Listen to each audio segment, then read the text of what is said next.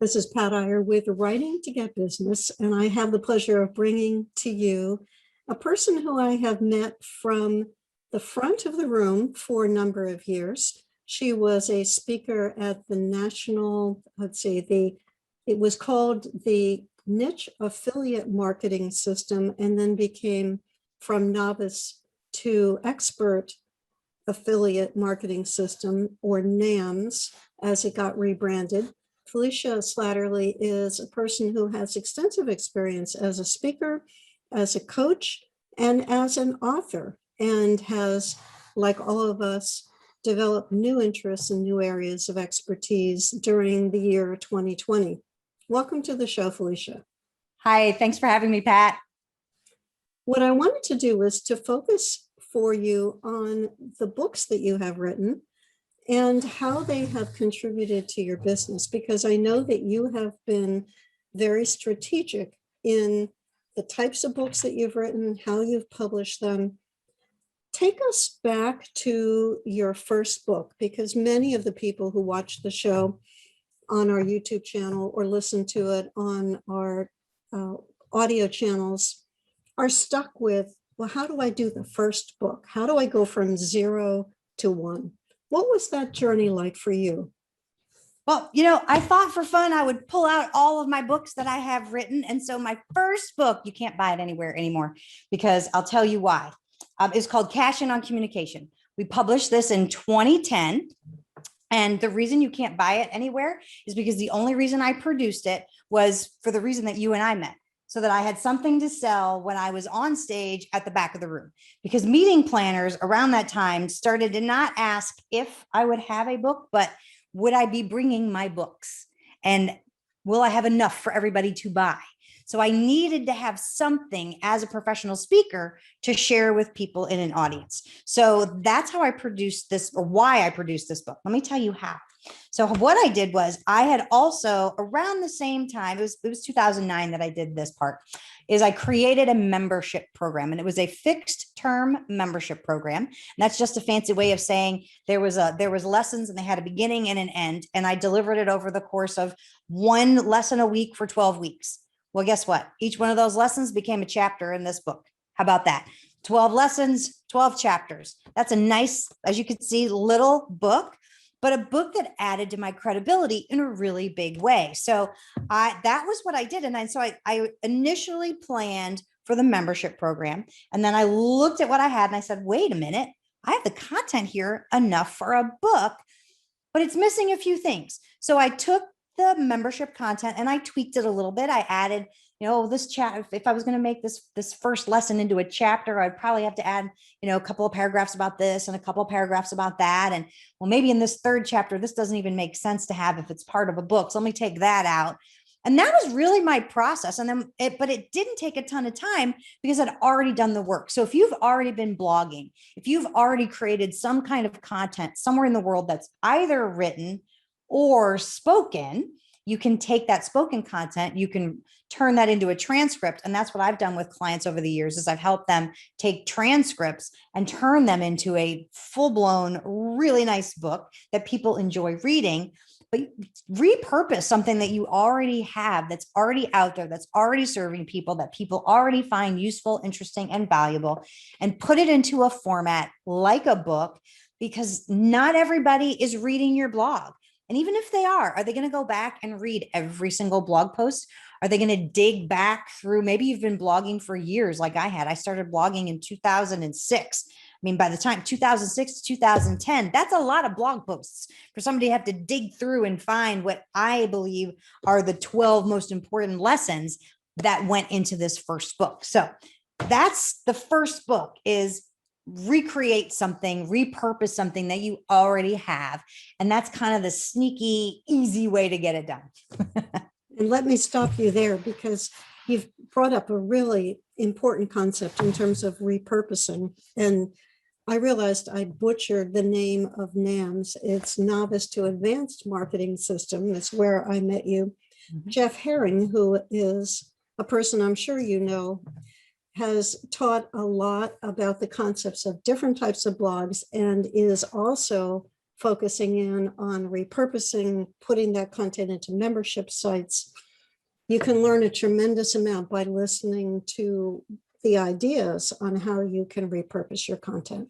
Jeff was one of my first online mentors. So Yes. that's exactly where I got the idea from. I was like, hey, wait, I can use this. All right. And tell us about the second book. Okay, second book. Let me think. What's the order? So the second book, well, I'll tell you, I got the contracts for both of these books in the same week, week or two. But this was the one that I got first. So this is Kill the Elevator Speech, Stop Selling, Start Connecting. And it's all about, so I teach public speaking. That I was public speaking professor. I've been speaking in front of audiences since I was 7 years old. And I was a college professor of public speaking. I had my kids. I wanted to stay home with them.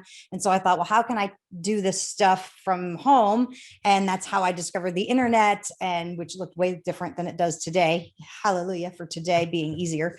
And so people would find out that I teach public speaking, and they'd say, oh, you have to teach people how to write the elevator speech. And I would always have to say, over my dead body, they're the worst things in the world. They're horrible. And then I was at an event, I was emceeing the event, and Michael Port, New York Times bestselling author, was speaking at that event. And we speakers kind of all can congregate together in the back of a room so that people who paid, the paying customers can have the front row seats, right? So we all kind of hang out in the back and listen to each other. And Michael Port was speaking, and he said, we should just kill the elevator speech.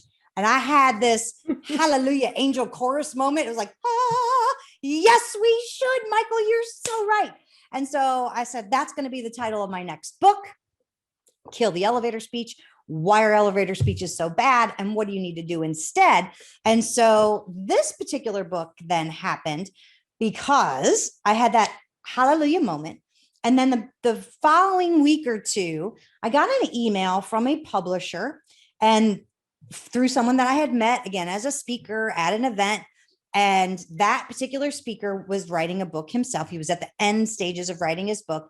And he had asked me if I would be an advanced reader willing to give an endorsement for his book. I said, absolutely, send it my way. I'd be happy to take a look at it.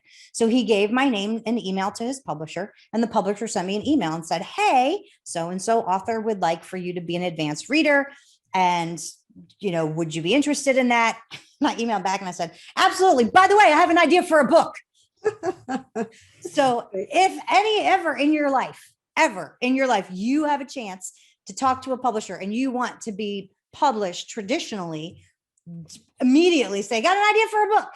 And so what publishers are looking for is they're generally looking for three things. They're looking for the right book written by the right person for the right audience. All right, I'll add a fourth thing, at the right time. So that's what they're looking for. And so in my case, I had all of those things going for me, and that's how Kill the Elevator Speech was born. I got on the telephone with the editor of the publishing company, and I apparently kind of rerouted myself, and I did not go through the acquisitions editorial process. I actually went in right at the top, and I had a conversation with him. He said, I love it. We'll do it. I'll sign, he sent me the contract right away. We signed it. They sent me a little advance, because I said it was always my dream to have an advance. That made me a real author in my mind. So he sent me a little tiny advance, which was the sweetest thing ever. And then I got to work on this book. So that was Kill the Elevator Speech. And then the same week was this one, 21 Ways to Make Money Speaking. And a friend of mine who is a publisher, I would say more, she was more of an indie type publisher than that acted like a traditional publisher. And so she was building this 21 Ways series. That's why 21 Ways is giant, because she was branding her series. And so she said, I think this was like maybe the, fourth, fifth, or sixth book in the whole series. And I think she wrote the first three, but 21 Ways to Make Money Speaking. She said, Felicia, would you write 21 Ways to Make Money Speaking? I was like, I don't know. Are there 21 ways to make money speaking? and so we found them. We sat down. Well, what we did was, and this is the reason I'm sharing this part of the story is because it's valuable to watch this process unfold. So first of all, she said, I want a tiny book. I only want it to be 10,000 words. So this is what a 10,000 word or 10,000 word book looks like. It's teeny tiny, but that's the brand that she was going for. And she said, kind of short, bite size. I want somebody to be able to pick it up and read it in an afternoon. Okay, great. And so we sat together and brainstormed, okay, what are all the different ways, and I instantly came up with, I don't know, 14, 15, 16. And I was like, well, now what? And so again, we started brainstorming and we came up with 21 ways. And in fact, since then I've brainstormed another 21 ways, 21 more ways to make money speaking, which hasn't become a book yet, but I got a list and I'm ready to write one when I'm done writing other books, because we always have lots of book ideas. Well, I always have lots of book ideas as an author. So that's how 21 Ways was born. This book was done within 7 to 10 days because once I had the list, the rest was easy. I just had to fill it in. I remember I only needed to be 10,000 words, which isn't a ton. I mean, if you think of a typical blog post as somewhere between, 250 to 500, maybe even 1,000 words, like that's 10 medium length blog posts. I mean, that's pretty easy to do. So that was this one. And then we launched this one. So I got the contract for both of these books in December.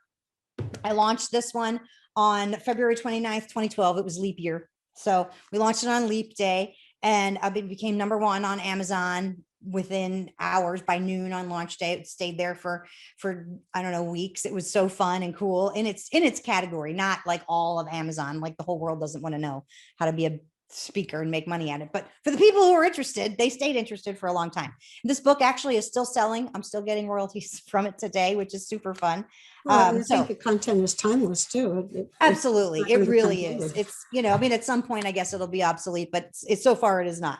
It's still, I mean, last year, we're going to take 2020 out because it was a weird blippy year where there were no speakers doing anything, which is part of the story for why I'm standing here in an apron in my kitchen. So we'll talk about that in a little bit. So yeah, so these books were done for me. This one we published through Lightning Source, which I don't know that I would recommend using them again. I would just use KDP now. But that's the way we did it back then. So we did that one. And then these were done, like I said, for me, through publishers. So that's these two books. Now, did you have to make a financial investment with the indie publisher to get that book done? No. I did have a contract at one point. I had an idea for another book that never got done because they wanted me to pay some $5,000 number. And I was like, yeah, no, I'm not doing that. I don't need to do that. And, I personally feel like if someone is coming with a platform, which I was, and then the author world platform is people following you and reading your stuff and already buying things from you, I don't think that there's necessarily a reason to pay a publisher to publish your book. If you've got a platform, because that means your book means you know how to sell something and your books are likely going to sell. Now, that doesn't mean you're not going to pay anything to put the book together. I mean, if you don't know how to write a book, you need to pay a ghostwriter to help you write that book. Or some other person to help you put that book together. If you don't know how to lay out a book, you're going to have to pay a layout editor. If you don't know how to design a book cover, you're going to pay somebody to design the cover. I mean, there's lots of pieces, right? You need to pay somebody to edit the book. So, would I never pay for a book to be done? I probably wouldn't. If somebody's brand new and you've not sold anything, but you really want to have a book and you're not bringing a platform, I don't necessarily think it's a bad thing, but I would say shop around a lot because certain publishers are really great and certain publishers are, we'll just say, less great. Well put. Then where did you go next in your publishing journey? Okay, so next, I'm trying to think of the order of events. So I think we did this one next. So this was my daily business meeting with God. This is a journal. This is actually my real journal that I write in, but it's a blank. It's basically blank. And I actually revisited not that long ago. I was on Amazon and I don't remember why, but I went and looked it up on Amazon and somebody gave it a 1-star review because it's just a bunch of blank pages. I'm like, well, it's called a journal. Like, what do you want in your journal? So don't read the reviews on Amazon, or at least don't read the 1-star reviews or don't read anything less than a 5-star review. That's all I'm gonna say. Because people are weird. They are. So anyway, so this is my daily business meeting with God journal, which is funny, but I am a prayerful, faithful person. And I happen to read another book from a friend and colleague. Her name is Shay Bynes. She wrote a book called Grace Over Grind. And I was an advanced reader of that. And in that book, she talks about the idea is you've heard the term probably, we're grinding it out and, you got to keep grinding and, hustle and all that nonsense. So she was like, yeah, that's not really how, if you're a faithful person, that's not how God intended our world to be. That's not how God doesn't want you grinding. God wants you working in your gifts to give glory and honor and worship to him. I was like, well, yes, I agree with that. And so I called Shay after I read it. I said, love your book. Listen, tell me about this business meeting with God thing. What's that about? And she said, well, just sit down and, pray and feel, like listen to God and see where you should go with your day. I was like, yeah, but is there like an agenda? Is there a thing? And so I prayed about it. I sat down just with a plain old notebook and a pen. And over the course of probably a week, every single day, I heard, write it as a book, write it as a book, write it as a book. And I was like, no, I'm working on another book, God. So I did this just to I say this with all tongue in cheekness. I did this just to shut God up. Say, okay, fine. I did your project. Thank you so much. Now, can I do my own? So this book was done within 7 days also. I did every single, I was like, okay, fine, I will do it, but I am not doing a ton in this book. I'm not investing a ton of money. I'm not. So I did this book, like I said, in 7 days. I laid out the pages using PowerPoint, because I'm a speaker and I know how to use PowerPoint, and it is a fantastic graphics tool. If you've never used PowerPoint to design graphics, oh, you're missing out. It's super easy, especially if you know how to use it. So I laid out all the pages on PowerPoint. And then I did hire somebody on Fiverr to create the cover, but I gave him this photograph. So this is a sunset photograph, and I got the photograph on Pixabay, and I wanted something that looked like a sunrise. So I sent that off to my designer, and I got what I feel like is a really beautiful cover. And there's not a lot of editing in one of these. So I gave it to my kid. It was an excellent English student. I said, hey, Grace, can you read this and tell me if there's anything spelled wrong or sounds weird? And so she took care of that. I had Shay write a foreword. She goes, people don't really put forewords in journals. I was like, I don't care. She goes, okay, I'm in. So Shay wrote the foreword for me. And so that book got done, and it was up on Amazon in time for Christmas sales that year. So that was great. And so that was the next one. And then after that, I belong to a networking meeting, because one of the ways to kill the elevator speech is go to a weekly networking meeting, which, by the way, I mentioned Michael Port, the best-selling author, New York Times guy. He wrote the foreword to this book.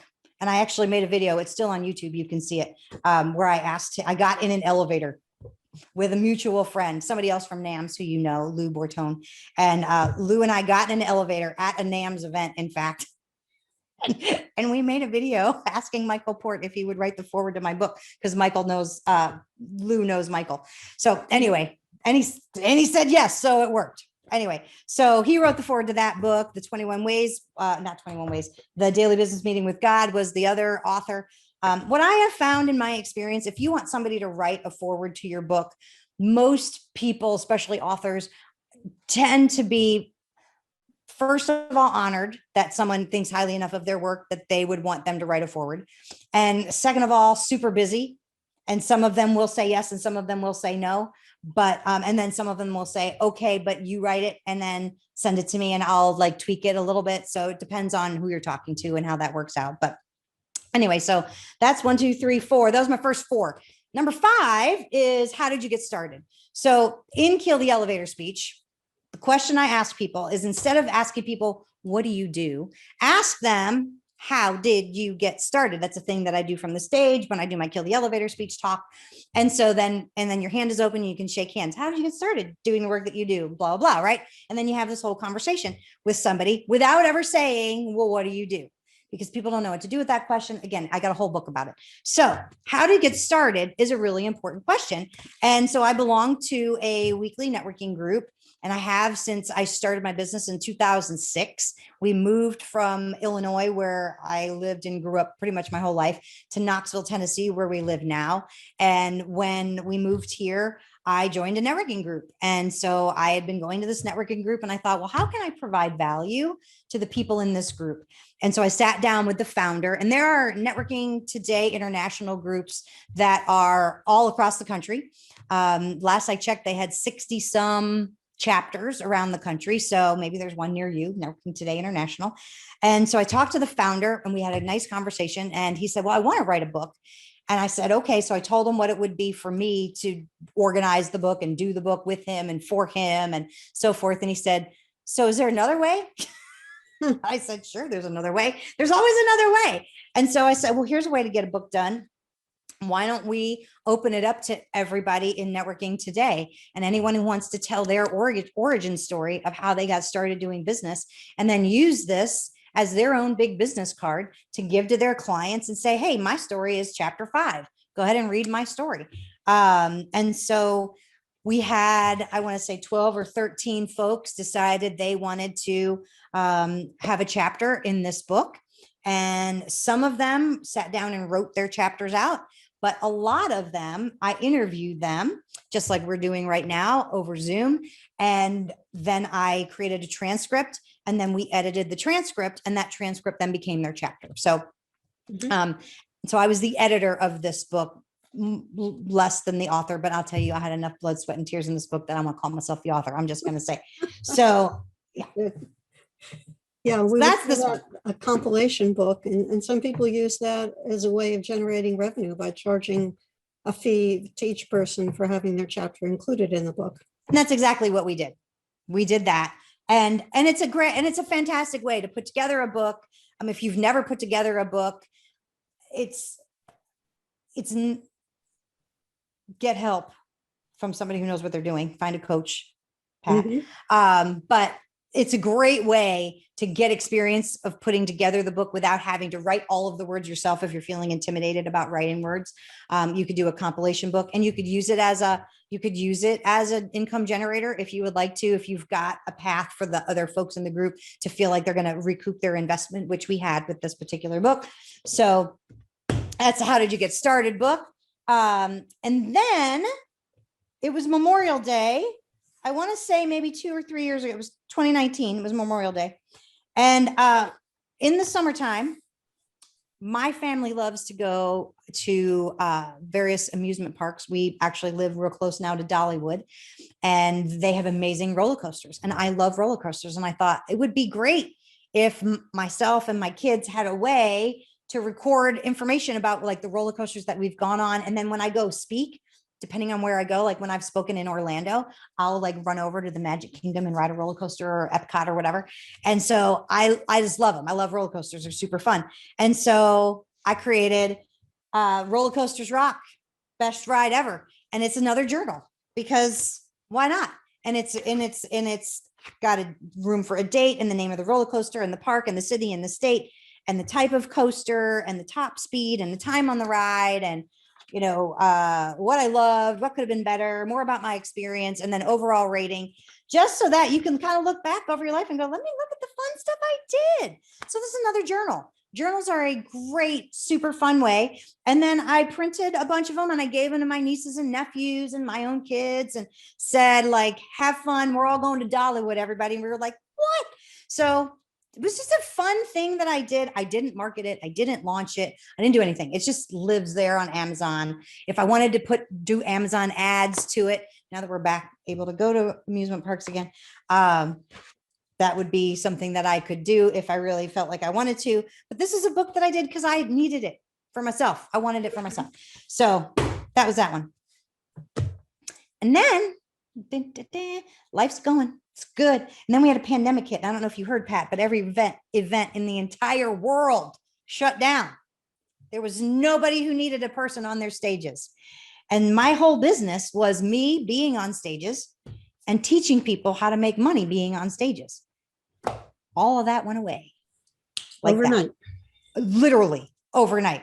I went from a very nice 6-figure business working here in my house, at my kitchen table, at my dining room table, wherever I felt like, getting on planes and going to speak and having a great time, to next to nothing overnight. Because not only for myself for events, but nobody was coming to me saying, hey, Felicia, how can I be a speaker? Hey, I have an event coming up. Can you help me write my speech? Can you help me prep my speech? Can you help me create my product for my speech? Can you help me put my book together for my speech? Like nothing. Zip. I had all these streams of income. I thought I was fine. I was not. So I was like, well, what do I do now? And so that's when I started. I started a few different things. One of them was teaching on a platform. I had been a college professor of, as I mentioned, public speaking and communication. And so I found this platform for kids because kids suddenly couldn't be in school. And I thought, all right, well, I taught college students, and this platform is from ages 3 to 18. I'll create classes for the older end of that spectrum. It's the same thing teaching an 18-year-old in a classroom as it is teaching an 18-year-old online. I've been teaching online for years. No problem. I could do that.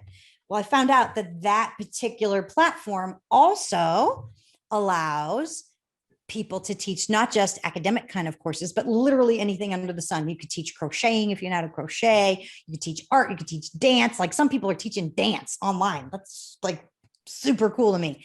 And you could teach cooking. Well, way back when I was 18 years old, I got to a point in my little short, tiny life where I had to decide, am I going down the path of going to culinary school, or am I going to go down the path of communication and public speaking? Well, I got a scholarship to go down the public speaking route, and it's clearly served me well in my life.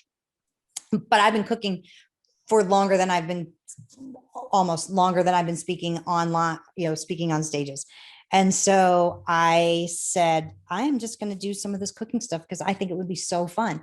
I started a food blog in 2013 just to keep my own recipes, because back when social media was brand new and you could start to post pictures of food on the internet really easily through social media, I would share some of I had about 5 topics I would share about, because we talked about this all of the time in communication and with small businesses. You don't want to be all business all the time, because people will be like, stop, you're selling constantly in my face. You're not going to have any more friends or followers on social media, constantly selling. You got to be a well-rounded human being. So part of my well-rounded human beingness was one of my favorite hobbies, cooking. And so I would always be posting pictures of food and recipes and all kinds of stuff. And I've done all kinds of different diets and so forth over the years. And not diet, like I need to lose weight diet, but like ways to become healthier, kinds of tweaking what I'm putting into my body. And so I've always shared those things freely with folks. And so when the pandemic hit, I was like, oh, I'm going to teach this cooking stuff online. And I absolutely loved it. Had a blast. My classes started selling out. I've become a plant-based eater in recent years. So I was teaching plant-based cooking, and I have a friend who has a podcast called Plant-Based Eating for Health, another NAMS instructor, by the way, Kathleen Gage, shout out to Kathleen. And so the publisher of my 7th cookbook and my 8th book, my seventh book, my first cookbook, reached out to Kathleen, and they said, hey, Kathleen, we've heard your podcast. You think you would want to write a cookbook? And Kathleen said, no, I could not write a cookbook. Kathleen's not a cook. She's just not. She can make like 5 things. So, but now she can make 100 because she got my book. She said, but my friend knows how. She writes recipes all the time.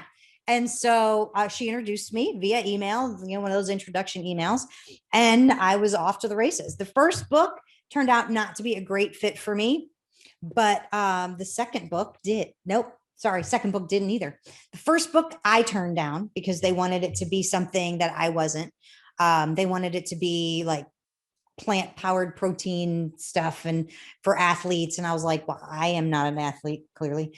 And I don't cook. My husband's a personal trainer, but he's not a plant-based eater unless I'm making it for dinner. But I can't like legitimately claim expertise in making high protein plant stuff for, so that's something that you want to keep in mind when you're thinking about your books. Even if somebody brings you a book and you're really excited, you really want to do a book, don't try to fit your round self into a square, a square hole. Like don't, because it will become obvious and it will become could I have done it?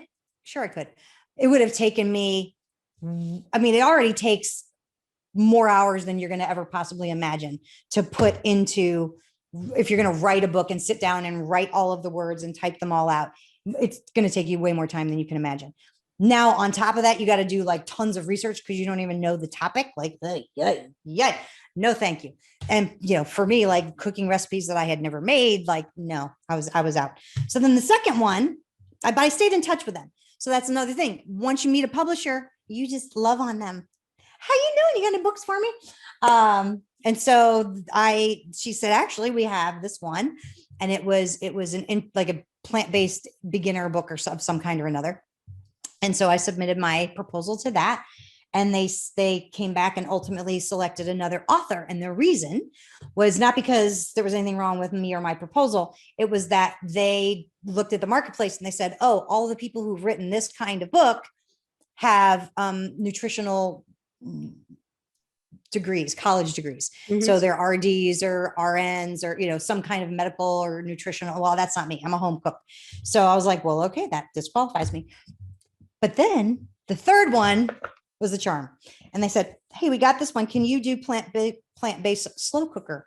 And I love my slow cooker. And I used to use my slow cooker before I went plant-based all the time, like probably 2 or 3 times a week. And then I went plant-based and I was like, I don't really slow cooker for plant-based. And then the more I thought about it, the more I was like, I can make my chili in there. I can make all my soups that I make in there. I was like, yes, I'm in.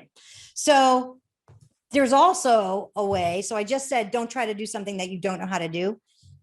But if somebody offers you something that you mostly know how to do, say yes, and then figure the rest out. Okay. So that's what I did with this one. And this is 100 recipes. And we just launched this about 2 weeks ago, 3 weeks now. I had to think like, where are we in dates? So 3 weeks ago, we launched this book. And again, it hit the bestseller list, which was exciting, but interestingly enough, that was not the goal of the publisher. They did not care about bestseller status. I was like, oh, that's interesting. So what the publisher of this book cared about was when someone types in the keywords that they were targeting for this book, does this book come up on the first search page on Amazon? That's what they're looking for. So if somebody goes to Amazon and they're looking for this kind of a, healthy plant-based cookbook, and I think it was plant-based cookbook was the keywords. Does this book come up on the first page of search terms in Amazon? And it did that, which they were thrilled with. And then in pre-orders, it did a certain number of pre-orders that they wanted to hit that number for. So I was able to do that through my marketing techniques that I use. And so it just has worked out really, really great. The cool thing about this particular book is over the years, I thought about doing a cookbook, but I was always intimidated because I was worried about the pictures, and I'm not a photographer. And I mean, I snap a picture with my phone and edit a little bit. So it's not, that was a bookmark.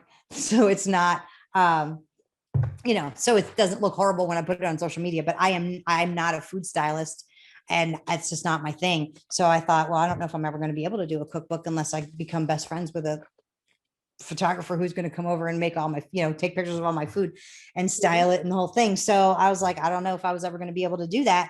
And sure enough, I got a publisher who did it for me, which was great. And also there's not a picture of every single recipe in this book.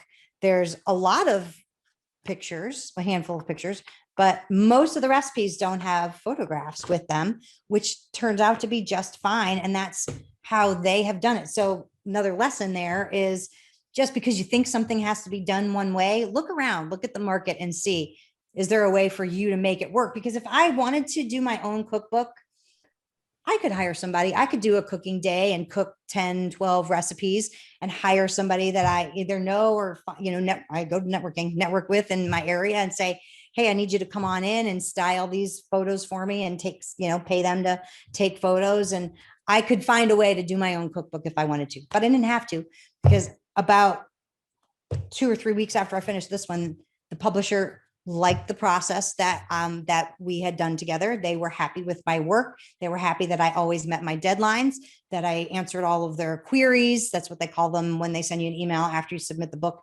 right on time. They were very happy with everything. And they said, hey, you want to do another one? And I was like, do I want to do another one? My daughter cried. She was like, no more soup. But I said, yes, I do want to do another one. So I have a second cookbook coming out. We're recording this right now. We're in the beginning of June. The second cookbook's coming out on August 17th. So, and I just happened to see, I haven't seen the cover of it yet, but I just saw the interior. It's beautiful. I'm super excited about that one. So 2 cookbooks in less than a year. Woo-wee. When you want something to happen, it can happen. You just got to focus and get it done. And, and you sent me a copy of your book, which is beautiful. Thank you. My husband and I are vegetarian and we use slow cookers. And I was, just as an aside, I was so excited that you had a recipe for making what's the equivalent of the soy crumbles that you can buy in the supermarket that are filled with chemicals. Oh, the soy curls? Right. It doesn't Yep. require any chemicals at all. Nope. It's very exciting. What am I calling them? My meaty tofu crumbles. Oh my gosh. And they are so good. I put those in my buffalo cauliflower dip and I served them at my launch party the other day that we had. People went crazy for it. I will admit I spiced it up a whole lot more because my daughter was like, this needs to be spicier. I was like, all right, let's put some hot sauce. So I have a recipe for hot sauce. Not in this one, in the next one. I had to think like, which one is it in? But I have a recipe for hot sauce that doesn't have any oil or salt in it, but it's plenty spicy. And so I put some of my super duper hot sauce in there and it made it like a super spicy, delicious, not like hurt your mouth, super spicy, but like really flavorful, super spicy, buffalo cauliflower dip, which is in here. So use those tofu crumbles and put it in that dip. Oh my gosh, this is so good. Mm-hmm. And I also noticed that a lot of them were low sodium recipes, which is important for my husband and I because he has kidney disease. I had to throw out half of my cookbooks because they didn't have the nutritional value defined for every recipe. And your cookbook does have that. Which is another thing about the whole publishing world. So if I was going to do my own cookbook all by my little selfish, I don't know how to do that. I would have to pay somebody and hire a nutrition calculator person. And that's actually what this company, this publishing house does is when they publish a cookbook, they hire a nutrition calculator who has special software and they input the recipes and then the software, you know, they input the recipe and the amount of servings that I said the recipe was, you know, would have. And that's where it's a super scientific process. It's really, really fascinating. You know, you've seen, I've been doing books for a long time and I learned a good bit with this process. It was really, really just fascinating to see. And your love of cooking came through in your descriptions of your recipes, particularly the ones that you associated with childhood were noted in those recipes. Well, thank you for saying that. Yeah, they, you know, at one point I wrote I'm in a group with copywriters and other writers on Facebook. And I said, you know, my copywriting skills are coming in handy. I didn't think they would with writing cookbooks, but you know, my storytelling skills and all the skills that I've developed over the years for being on stage and do, you know, learning how to be engaging and draw people in and make people interested in something like, oh, that apparently that works for cookbooks too. Who knew? So it was really fun. I thank you for saying that. And I know that you shared earlier in another program where we were talking to each other about how you got a different publishing arrangement with this most recent book that's coming out, that the book will be financially very attractive for you even before you have sold a copy. Can you tell us a little bit about that? So there's so many ways to make money from a book. 21 ways. So many, right? 21, at least 21 ways. But no, so you can, and I'm trying to remember what we specifically talked about, but, and if you want to give me a clue so I can go down the right path, but I'm going to say something and you can say, yeah, that's good too. So I have a YouTube channel and I'm using my books on the YouTube channel to, number one, in the book, I use all of my stuff to point to everything else, right? So in the book, in fact, at one point before the YouTube channel was live, I think somewhere, I'm trying to remember. Yep, it's on the back. Right here, award-winning home cook. She's a creator of plantbasedhomecooking.com. That website didn't exist until about a week before the book. No, not even, like 3 days before the book launched. And then also, and the YouTube channel, Plant-Based Home Cooking with Felicia Slattery. And that also did not exist until about 2 weeks before the book launched. And the publisher's marketing team sent an email and said, do we need to change the copy on the back? Because these things we don't see them. And I was like, they'll be up. It's fine. It's fine. So nothing like a deadline to make something happen. So I got the website up, I got the YouTube channel up, and so my plan is, as I continue, and the reason I'm on set today is because I'm cooking. You see my pots behind me. I'm in the middle of video making. So I'm making 2 different recipes right now. And so I'm going to build up my YouTube channel, and I'm going to get sponsors. And so I'm going to make sponsors, have sponsorship dollars coming in, because people are interested in watching what I have to cook and do and say. And so there's sponsored videos on YouTube. That's kind of the whole world into itself of way of making income. So that's one way. Another way is I am teaching my cooking classes. This is so way back when we talked about my very first book, which is buried on the bottom now. But when we talked about my very first book, we talked about repurposing. So let's just pretend I didn't have my second cookbook written, right? Well, I'm teaching cooking classes, and I'm going to take the recipes from my cooking classes. They can become blog posts, and they can become recipes in the cookbook. And so depending on who the publisher is. So with this particular publisher, they don't want me, they've got that 20% rule. So they don't want any more than 20% of the book written out in the world, word for word. But this is something important to learn, is what can be copywritten and what cannot. A list of ingredients cannot be copyrighted. And so the word for word description in the book that says, do this first, do this second, do this third, can be. So here's the cool thing. Almost every recipe in here, except for those bonus recipes at the end, which don't necessarily require a crock pot or slow cooker, all of them are in the slow cooker. Well, guess what? I could easily make my mom, I just happened to open it to this page, Mama's Mighty Meatless Award-winning chili from page 90. I could make this on the stove. And I can write, it's all the same ingredients. And then I would just write up how to do it on the stove. So I'm not infringing in any way, shape, or form. In fact, I had this conversation with the publisher, with my couple different editors, in fact, like, hey, this is what I want to do. Is it okay with you? They're like, yeah, we can't copyright an ingredient list.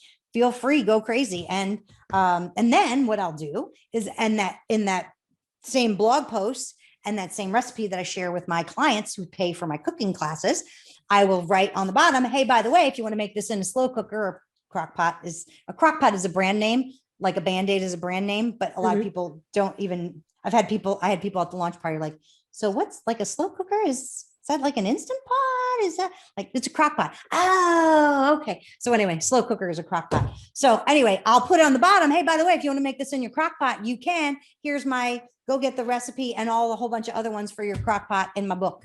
Boom. So lots of different ways to make money from your content. Think about, how can you teach what is in your book? How can you teach what's in your book? Because the truth is, it doesn't matter what kind of book you have. This doesn't matter. Most people are not going to read your book. They're not going to go through everything in your book. They're just, most people, right? So let's look at the 80-20 rule, which applies to pretty much everything in life. Thank you, Pareto principle. And so, 20% of the people who buy your book will read every word. And then from those, some of, again, 80-20, 80% of them will love it and 20% of them will hate it. All right, great. Well, who cares about those 20%? They're gone. So what about the people who love it? Great. Let's give them more. What about those other 80% that got it and were like, oh, wow, this is really great. I made 2 recipes. Okay, I got 98 other recipes in here. And if you made 2 of them and you liked them and you're sticking around watching my YouTube channel, reading my blog, in my Facebook group, all these different places where I can touch people on my email list. Well, you want to come and take a class? Wow, that sounds like fun. Yes, I do. And I'll make a recipe from in here. I'll make my buffalo chickpea cauliflower dip that we talked about, not chickpea, buffalo cauliflower dip. There's no chickpeas in that one. I'll make that one, and I'll make it not in the crock pot. because you don't have to. We could bake it in the oven, and I'll give them the recipe for that and say, oh, by the way, if you have the book and you want to put it in your crock pot and put it on your party table, because people are starting to have people over again. Hallelujah. Depending on where you live in the country. Caveat, little asterisks. Anyway, so but eventually for the next Super Bowl, maybe we'll have people over. Yay. And you want to make a hot dip. So get this and put it in your crock pot, right? So I've got all of these ways that I can make money from my book and the content in my book before I do anything. Now let's pretend you don't have a cookbook. Okay, let's pretend you got a book about, oh, I don't know, public speaking. So when I launched this book, I knew I was going to make money from this book. The publisher charged $7.97. And I had some measly little, like tiniest ever.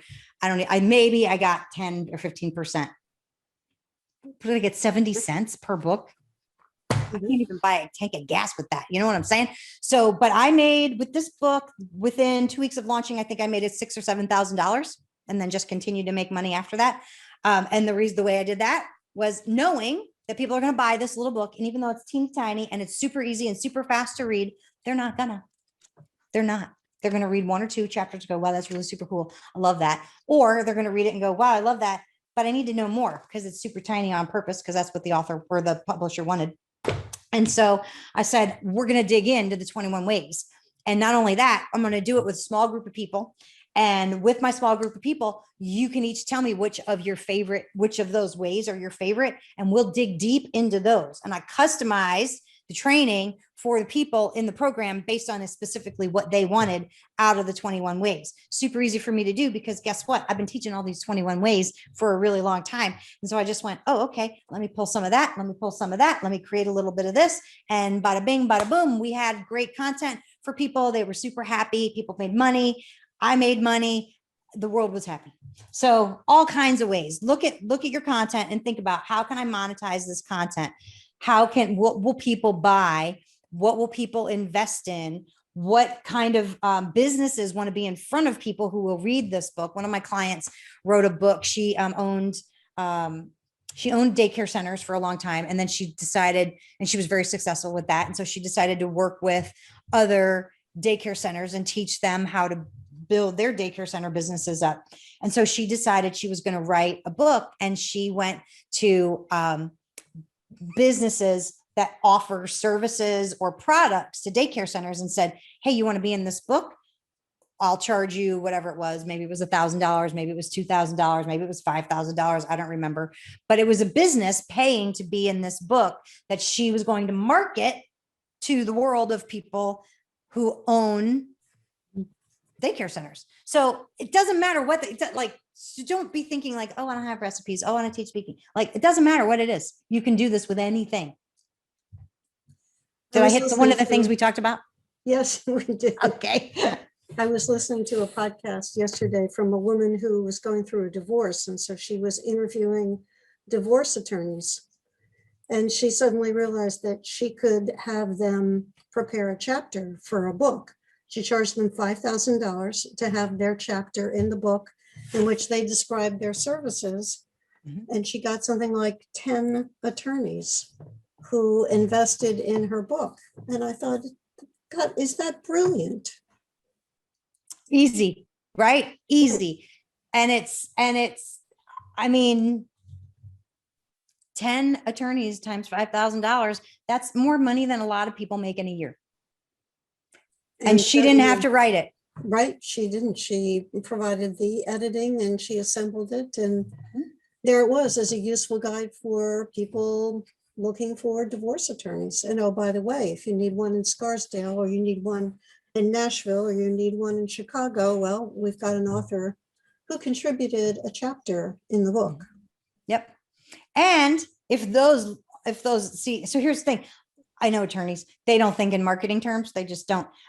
They think in legal terms. So if that was so she would say, you know what, here's what you want to do. Buy a bunch of the books, and then you can give them to people and say, here's my chapter with a little bookmark with their picture on it. I'm chapter 8. Read that. And then come back to me and let's talk about your case. And they can give them away as big, giant business cards. And they look like they're, a way big deal. So, I mean, like, that's the cool thing is once you have a book or you have a compilation book, there's a way for everybody in the process to benefit from that. It's not, I don't do business where only one person benefits and somebody else is, feels like, well, I just got taken advantage of. Like, that's never a good thing. So let's look at how can everybody win in this process. And so, a compilation book is fantastic for so many reasons. Well, I know that anyone listening to this or watching this on our YouTube channel is convinced that there are more books in you, Felicia. This is not the end. Your publishing history doesn't end with that stack that's in front of you, but there'll be more books when we check in with you again in the future. Thank you so much. I appreciate that, Pat. Tell our individual who's watching this program where they can find out more about you, about your book, about where, if they are interested in exploring plant-based eating and living, where they can find out more from you. Real simple. So I have plantbasedhomecooking.com. I have a YouTube channel by the same name. So if you're interested in plant-based home cooking and learning how to do it on your own, come check out the YouTube channel. I'm making videos today. So I'll be in the same shirt and everything. You can go, oh, I saw her. So that'll be fun. You can pick up the book if you want at Amazon, everywhere books are sold. Actually, my daughter went to one of the local bookstores here yesterday, day before, and she called. She goes, Mom, your book is here. I was like, that's so cool. It just came out. So anywhere books are sold. And if you're interested in helping, getting help with speaking and putting together, because I'm already speaking at events, by the way, related to my book. So, because events are back, yay. And so if you're interested in that and how the whole process works together, you can learn more about me at FeliciaSlattery.com. Thank you, Felicia. I know that you've inspired our watcher and our listener with your ideas. You truly have the entrepreneurial gene embedded in your DNA. And that's very impressive. Well, thank you very much. I mean, I don't know what else I'd be doing if I wasn't, I get an idea. Hey, let's write a book. Right. Right. And we'll make it easy. Well, 2 of your books I've tracked. You've done this in approximately a week. Mm-hmm. So for anyone who feels that they're going to have to commit years of their lives to writing a book, you've established that that's not necessarily the case. Exactly. It could be very easy. And, 2 of them are journals. I mean, they're considered what we call low content books. And you can market a business with a low content book, a journal, a workbook, a record keeper of some kind. I mean, really, the possibilities are endless. Absolutely. Well, thank you so much for being on the show. And thank you to you who has been with us as we've shared Felicia's enthusiasm during this program. I hope that she has said some things that stimulate your thought, help you understand that this need not be a complex process, and that writing the book is not the end of the journey. It is where you take it from there in the form of a YouTube channel, a Facebook group, coaching, consulting. I think that we've talked about several ways that you can monetize your book. Be sure to tell other people about Writing to Get Business. Our podcast comes out weekly, and we do interviews just like this to inspire you and give you the opportunity to peek into the book stack of our authors. Thanks so much. This is Pat Iyer with Writing to Get Business podcast. I have with me Linda Sterling, who is the founder and publisher of The Publishing Circle. And we have been talking about all things publishing. Linda, let's just give our viewer or our listener on our audio channels a quick overview of what we covered in your show. Happy to. So I start by saying there are 7 core areas that you want to be informed about. So we talked about all of those. We talked also about what you can do as a writer to best prepare to get a publisher. But maybe you don't want to go that route. Maybe you want to self-publish. So there's also a number of things that you can do as a self-publisher, or also if you are publishing with a an indie publisher, there are things that you can do to improve your chances, first of all, of getting in, and secondly, of selling more books once you are in with a publisher. There's also a number of things that are overlooked sometimes that you can do. And so we took a quick look at some of those as well. And if you are thinking about signing a contract with a vanity publisher, you want to be sure to hear what Linda has to say about that. Linda's perspective is both as a writer and as a publisher. So she sees the industry from a different viewpoint than you would if you were an author looking for a publisher.